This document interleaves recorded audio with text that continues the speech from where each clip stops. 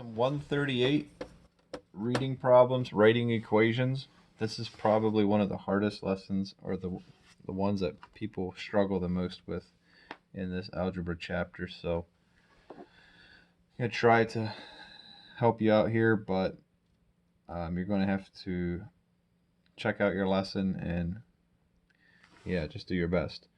So read across here. They have the different things that are suggestions that it might be addition or subtraction or multiplication. These are all things you're pretty familiar with, but just to get in your mind, added to, plus, more than, the sum of, combined, increased by. That's things that might mean there's going to be addition. Less than, subtracted from, minus, difference, decreased by, subtraction, times, product of, multiplication, divided by, quotient of, division, and so on and so forth. Equal signs, they might say equals, or 7 is less than whatever. R was, totals. You get the idea. So basically, they're going to give you a bunch of story problems, and you're going to need to listen to what they're saying and try to make an equation that says what they're asking for in the problem. So part A, they say write these phrases as algebraic expressions. So 8 more than n would be n plus 8. That's 8 more than n. All right. Number 2, n less than 15. 15 minus n would be n less than 15. Number 10, the product of r, s, and t is r, s, t, or r times s times t. And you get the idea. Now, let's go down to part B. Let's just do number 11. Roseanne is 6 years older than Marlene. The total age of their ages is 28. How old is Marlene? So first think Marlene's age plus Roseanne's age totals 28. Now, Marlene plus Roseanne equals 28, right? But you haven't learned how to find more than one literal. So you want to get it down to one literal number. All right? Now, they told you how one person's age compares to the other. Roseanne is 6 years older than Marlene. So Roseanne, or R, is Marlene plus 6, because they said it's 6 years older than Marlene. So that means that Marlene plus 6 equals 28, because this is Roseanne. All right?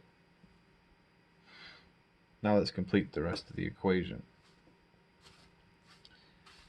So we have Marlene plus 6. So can we combine anything here? Yes, we can combine these two. So that makes 2m plus 6 equals 28. Now we need to get rid of some stuff. So first we'll get rid of this 6 minus, because it was plus. So we have 2m equals 22. And then we want to get rid of the 2. So this was multiplication here. So you need to divide 2, and Marlene must be 11 years old. And if you go back here, if Marlene's 11 plus 6, that'd be 22, plus 6 is 28. So this is the correct answer. All right. Hopefully we didn't lose you there. If you have to go back, if you have to rewind and listen to that, just go ahead and do that. I'm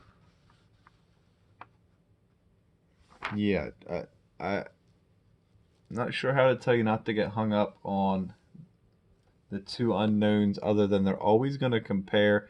They're going to say so-and-so plus this is the same as the other person. Let's just do another one. For instance, number 15. Carla picked 8 more quarts of blueberries than Susan did. Together they picked 26. So whatever Carla picked plus Susan picked equals 26. But we can't have the two unknowns, we just want one. So who do they compare against? Carla picked 8 more of blueberries than Susan did. So they're comparing to Susan, all right? So we have Susan, how many Susan picked? And then Carla was 8 more than that. So Carla was Susan plus 8, all right?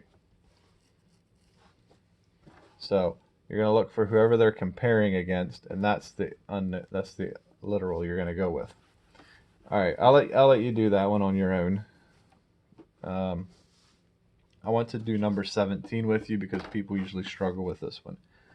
So the sum of 3 consecutive numbers, which means numbers that come right after each other, like 7, 8, 9, those are consecutive because one's after the next.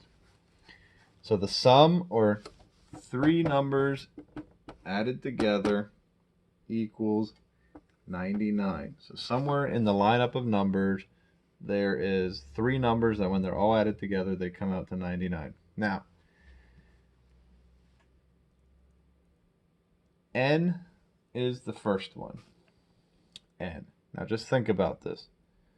If you have a number plus the number right after it, plus the number right after that, how would you write that in an equation?